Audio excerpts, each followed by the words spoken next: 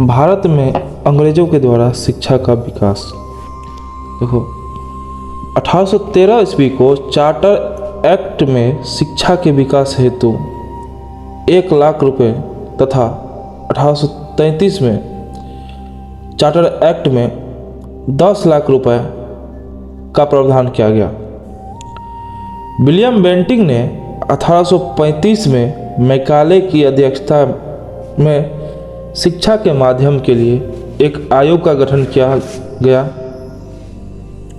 इस आयोग में मैकाले ने अंग्रेजी भाषा का पक्ष लिया। देखो होता यह है 1835 में मैकाले की अध्यक्षता में विलियम बेंटिंग ने 1835 में मैकाले की अध्यक्षता में शिक्षा के माध्यम के लिए एक आयोग का गठन किया गया। इस आयोग में मैकाले ने अंग्रेजी भाषा का पक्ष लिया। मैकाले आयोग के सिफारिश के आधार पर शिक्षा का माध्यम अंग्रेजी को बनाया गया। शिक्षा के विकास के लिए अधोगामी निस्पंदन डाउनवार्ड फिल्ट्रेशन थ्योरी के सिद्धांत को अपनाया गया। चार्ल्स वुड आयोग 1854 में चार्ल्स वुड का एजुकेशनल डिस्पैच का रिपोर्ट आया, जिसमें प्राथमिक शिक्षा से लेकर उच्चतर शिक्षा का वर्णन किया गया था। 1854 में चार्ल्स वुड का एजुकेशनल डिस्पैच का रिपोर्ट आया, जिसमें प्राथमिक शिक्षा से लेकर उच्चतर शिक्षा का वर्णन किया गया था। वुड का घोषणा पत्र को भारतीय शिक्षा का मैग्ना कार्टा भी कहा जाता है। इस समिति के अनुशंसा के आधार पर, अनुशंसा मतलब सिफारिश, इस समिति के सिफारिश के आधार पर 1855 ईस्वी में 5 प्रांतों में जन शिक्षा विभाग का गठन किया गया। इस एक्ट के तहत 1857 में कलकत्ता, बम्बई एवं मद्रास में 3 विश्वविद्यालय की स्थापना की गई। हंटर शिक्षा आयोग लॉर्ड रिपन के शासनकाल में 1882 में हंटर आयोग का गठन किया गया। हंटर आयोग ने प्राथमिक एवं माध्यमिक शिक्षा के सुधार एवं विकास के लिए सुझाव प्रस्तुत किया। 1882 में पंजाब विश्वविद्यालय तथा 1887 में इलाहाबाद विश्वविद्यालय की स्थापना की गई। कर्जन ने 1902 में थॉमस रेले के नेतृत्व में विश्वविद्यालय आयोग का गठन किया। फिर से सुनो, कर्जन ने 1902 में थॉमस रेले के नेतृत्व में विश्वविद्यालय आयोग का गठन किया। इस आयोग के अनुशंसा के आधार पर 1904 ईस्वी में भारतीय विश्वविद्यालय अधिनियम पारित हुआ। देखो 1902 में कर्जन थॉमस रेले के नेतृत्व में विश्वविद्यालय आयोग का गठन किया। इसी आयोग के अनुशंसा के आधार पर 1904 में भारतीय विश्वविद्यालय अधिनियम पारित हुआ। 1902 में आयोग आया, 1904 में अधिनियम पारित हुआ। 1906 में मतलब बंगाल विभाजन के 1 वर्ष बाद 1906 में बड़ौदा रियासत में सर्वप्रथम अनिवार्य प्राथमिक शिक्षा का प्रावधान किया गया। कहाँ? 1906 में बड़ौदा रियासत में सर्वप्रथम अनिवार्य प्राथमिक शिक्षा का प्रावधान किया गया। 1916 में जी.के. कर्वे ने पूना में प्रथम महिला विश्वविद्यालय की स्थापना करवाया। 1916 में जी.के. कर्वे ने पूना में प्रथम महिला विश्वविद्यालय की स्थापना करवाया। 1849 में बेथ्यून ने कलकत्ता में पहली महिला स्कूल की स्थापना करवाया। इसमें इसके सहायक ईश्वर चंद्र विद्यासागर थे। हालांकि 1879 में इसको कॉलेज का दर्जा मिल गया था, फर्स्ट महिला कॉलेज। देखो होता यह है ना कि 1916 में जी.के. कर्वे पूना में प्रथम महिला विश्वविद्यालय की स्थापना करवाया। उसका नाम था SNDT कॉलेज। और 1849 में बेथ्यून ने कलकत्ता में पहला महिला स्कूल की स्थापना करवाया। इसमें इसके सहायक ईश्वर चंद्र विद्यासागर थे। ठीक, और इसी को 1879 में कॉलेज का दर्जा मिला। ये जो था पहला महिला कॉलेज था कलकत्ता में। ठीक ना। ईश्वर चंद्र विद्यासागर ने 35 महिला विद्यालय की स्थापना करवाए थे। 1917 में पटना विश्वविद्यालय आयोग की स्थापना हुई और 1917 में ही सेडलर विश्वविद्यालय आयोग की स्थापना की गई। इस आयोग की सिफारिश के आधार पर 12 वर्ष स्कूली शिक्षा के बाद विश्वविद्यालय शिक्षा की अनुशंसा की गई।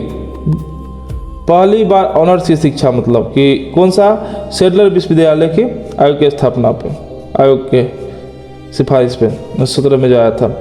1929 में शिक्षा पर हार्टोग समिति का गठन किया गया।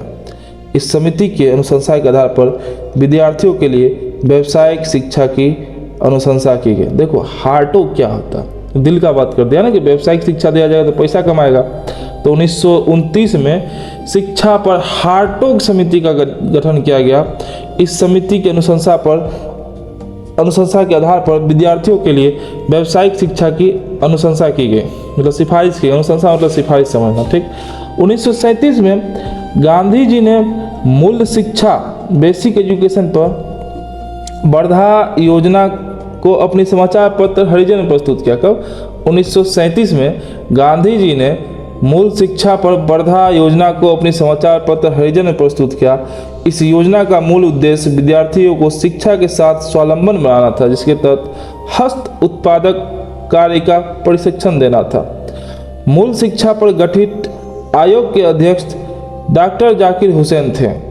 मूल शिक्षा पर गठित आयोग के अध्यक्ष डॉक्टर जाकिर हुसैन थे। 1921 में रविंद्रनाथ टैगोर ने शांति निकेतन की स्थापना की और 1902 में सरदानंद सरस्वती ने गुरुकुल कांगड़ी की स्थापना हरिद्वार में की। 1921 में रविंद्रनाथ टैगोर ने शांति निकेतन की स्थापना की और 1902 में सरदानंद सरस्वती ने गुरुकुल कांगड़ी की स्थापना हरिद्वार में की थी। 1948 में विश्वविद्यालय शिक्षा पर राधा कृष्णन आयोग का गठन किया गया। 1948 में विश्वविद्यालय शिक्षा पर राधा कृष्णन आयोग का गठन किया गया। इस आयोग के अनुशंसा के आधार पर 1953 में यूजीसी यूनिवर्सिटी ग्रांट कमीशन का गठन किया गया। देखो बताइए है, एक बात याद रखना, यहाँ पर डॉक्टर जाकिर हुसैन जो थे ना, आज़ादी से पहले मूल शिक्षा पर गठित आयोग के अध्यक्ष थे, ठीक। अब देखो यहाँ पे 1948 में विश्वविद्यालय शिक्षा पर राधा कृष्णन आयोग का गठन किया गया।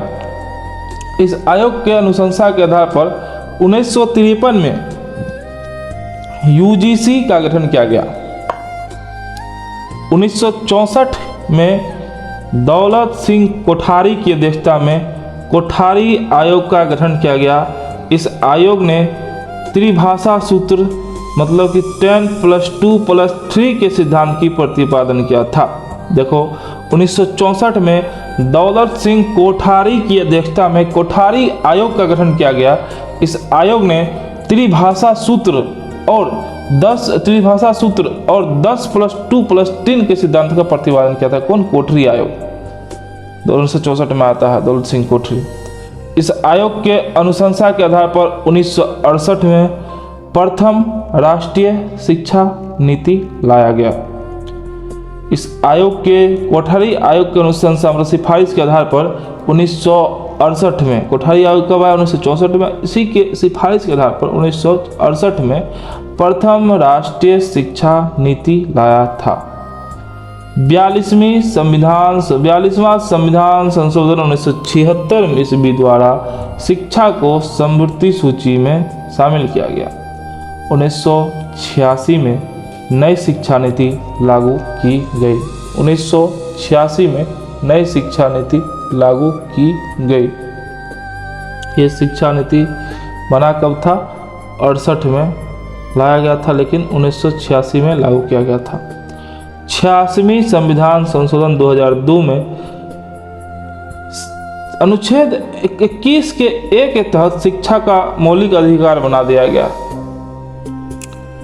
2009 में शिक्षा के मौलिक अधिकार कानून संसद द्वारा पास किया गया, जो कि 1 अप्रैल 2010 से भारत में लागू हुआ। एक पेंसिल पे लिखा हुआ था ना, सब पढ़े सब बढ़े, वही वाला बात हो रहा है यहाँ पे कि 2009 में शिक्षा के मौलिक अधिकार कानून संसद द्वारा पास किया गया, जो कि 1 अप्रैल 2010 से भारत में लागू किया गया। 34 वर्ष पुरानी शिक्षा नीति 1986 के स्थान पर नई राष्ट्रीय शिक्षा नीति 2020 लाया गया, जिसकी अध्यक्षता डॉक्टर के कस्तूरी रंगन ने किया था। इस नई शिक्षा नीति के आधार पर शैक्षिक पाठ्यक्रम को 5+3+3+4 के आधार पर विभाजित किया गया। के कस्तूरीरंगन समिति 2020। ठीक है, इतना ही रहने दो, शिक्षा खत्म। भारत में बने कारखाना अधिनियम। ब्रिटिश शासन के काल में भारत में लंकाशायर के उद्योगपतियों के मांग पर 1875 में प्रथम श्रम आयोग का गठन किया गया था, जिसका उद्देश्य भारतीय कारखानों में श्रमिकों के काम करने की परिस्थितियों का अध्ययन करना था। इस आधार पर ब्रिटिश सरकार ने भारत में कुल 6 कारखाना अधिनियम पारित किया। प्रथम कारखाना अधिनियम 1881। लॉर्ड रिपन, फिर लॉर्ड बोल दिया मादरचोद को, रिपन के समय आया था। यह अधिनियम बाल श्रम से संबंधित था, जिसमें 7 वर्ष से कम आयु के बच्चों को कारखानों में नहीं लगाया जा सकता था। इसके द्वारा 12 वर्ष से कम आयु के बच्चों के काम करने की अवधि 9 घंटा निर्धारित की गई तथा कार्य अवधि में 1 घंटे आराम एवं महीने में 4 दिन छुट्टी की व्यवस्था निर्धारित की गई। देखो, प्रथम कारखाना अधिनियम 1881 में रिपन के समय आता है। बाल श्रम से संबंधित था। 7 वर्ष से कम आयु के बच्चे को कारखाने में काम करने नहीं दिया, प्रतिबंध कर दिया। 12 वर्ष से कम आयु के बच्चे को काम करने की अवधि 9 घंटा निर्धारित की गई। 1 घंटे आराम एवं महीने में 4 दिन छुट्टी की व्यवस्था निर्धारित की गई। द्वितीय कारखाना अधिनियम लैंसडाउन के समय 1891 में आया था। कार्य करने की अधिकतम अवधि 11 घंटा निर्धारित की गई। रात के समय महिलाओं के कार्य करने पर प्रतिबंध लगाया गया। लैंसडाउन। इस अधिनियम के तहत कारखानों में स्वच्छ पेयजल की आपूर्ति एवं सफाई हेतु स्वयं नियम बनाने का प्रावधान किया गया। द्वितीय कारखाना अधिनियम 1891। लैंसडाउन अवधि अधिकतम 11 घंटा। महिलाओं को रात में नहीं दिया जाएगा काम करने। कारखानों में स्वच्छ पेयजल की आपूर्ति एवं सफाई हेतु स्वयं नियम बनाने का प्रावधान द्वितीय कारखाना अधिनियम 1891 लैंसडाउन के समय आया था। तीसरा कारखाना अधिनियम 1911 हार्डिंग द्वितीय के समय आया था। इसके द्वारा पुरुषों के कार्य करने की अधिकतम अवधि 12 घंटा निर्धारित की गई। तीसरा कारखाना अधिनियम हार्डिंग द्वितीय के समय आया था। पुरुषों के कार्य करने की अधिकतम अवधि 12 घंटे निर्धारित की गई। इस अधिनियम में अल्पायु के बच्चों को कारखाने में 7 बजे संध्या से 5 बजे सुबह के बीच कार्य करने से प्रतिबंध कर दिया गया। ठीक, तीसरा कारखाना अधिनियम आता है हार्डिंग द्वितीय के समय में पुरुषों के कार्य करने की अवधि 12 घंटा और अल्प आयु के बच्चों को 7 बजे शाम से सुबह 5 बजे काम करने पर प्रतिबंध मना कर दिया गया, प्रतिबंध कर दिया गया 7 बजे से 5 बजे सुबह के बीच। चौथा कारखाना अधिनियम 1922 में आता है। एक चीज़ गौर करना, 10 साल का गैप है, ठीक ना, आगे वो 34-36 याद रखना, 10 साल का गैप, उसके बाद 12 साल का गैप है ना। लॉर्ड रीडिंग के समय में आया था। चौथा कारखाना अधिनियम रीडिंग के समय में आया था। इसमें बच्चों की काम करने की अवधि 6 घंटे की गई। रीडिंग के समय, रीडिंग मतलब पढ़ल लिखल आदमी, तो बच्चे काम करने की अवधि 6 घंटा हो गया। ओवर टाइम श्रम करने हेतु अतिरिक्त वेतन की व्यवस्था की गई। यह कारखाना अधिनियम केवल फैक्ट्रियों पर लागू होता था।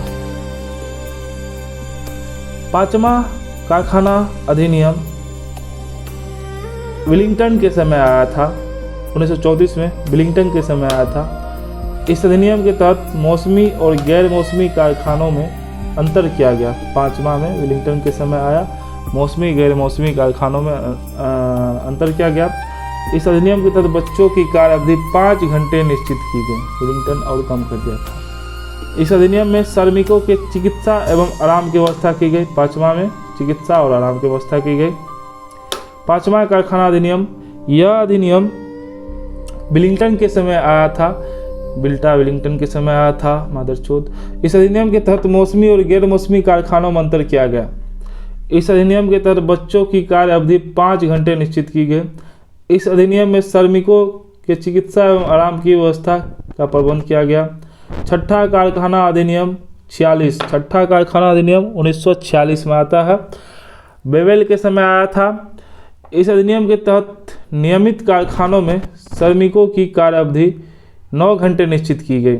देखो बेवला में 9 घंटा क्या है, पहला में भी, रिपना में भी 9 घंटा है, ठीक ना।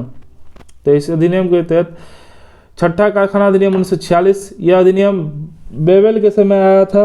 इस अधिनियम के तहत नियमित कारखानों में श्रमिकों की कार्य अवधि 9 घंटे निश्चित की गई। इस अधिनियम में कैंटीन की व्यवस्था कर दी गई। बेवला मतलब बेल था, वेल अच्छा कौन होगा जो खाना व्यवस्था करेगा, कैंटीन की व्यवस्था की गई। यह भारत का अंतिम कारखाना अधिनियम था। स्वतंत्र भारत का प्रथम विस्तृत कारखाना अधिनियम 1948 में लाया गया। चलो ठीक है, बाय।